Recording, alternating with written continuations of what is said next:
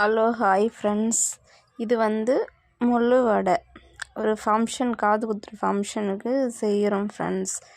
முள்ளு வடை பச்சரிசியில் செஞ்சோம். இதெல்லாம் நாங்கள் அதான் பலகாரம் செஞ்சது. முள்ளு வடை மாவு எல்லாமே ரெடி பண்ணி செஞ்சுது. இது முள்ளு வடை அமுக்கி என் தங்கச்சி எடுத்து கொடுத்தது.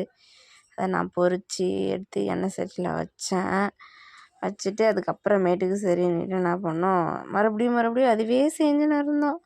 அதுக்கப்புறம் நெக்ஸ்ட்டாக அதிரசம் மாவு பிசைய ஆரம்பிச்சிட்டாங்க தங்கச்சி. அதனால் அடுப்பு மூட்டி முள்ளு வடைலாம் செஞ்சு வச்சுட்டு நெக்ஸ்ட்டு அதிரசம் மாவு எப்படி பிசைகிறாங்கன்னு வாங்க பார்க்கலாம். இப்படி தான் ஃப்ரெண்ட்ஸ் செய்யணும். ஆனால் இப்போ அதிரசம் 2 நாளைக்கு முன்னாடியே இது பண்ணால் தான் மாவு நல்லா ஊறி பூத்துக்கிட்டு அழகாக இருக்கும். அதிரசம் எப்படி தட்டுறாங்க பாருங்கள்.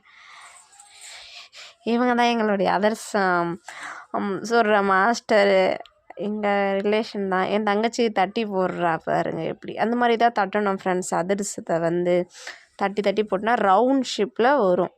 அதுக்கப்புறம் எடுத்து எண்ணெயில் போட்டு பொரித்தோம்.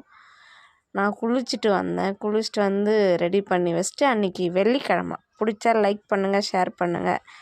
நம்ம வீடியோ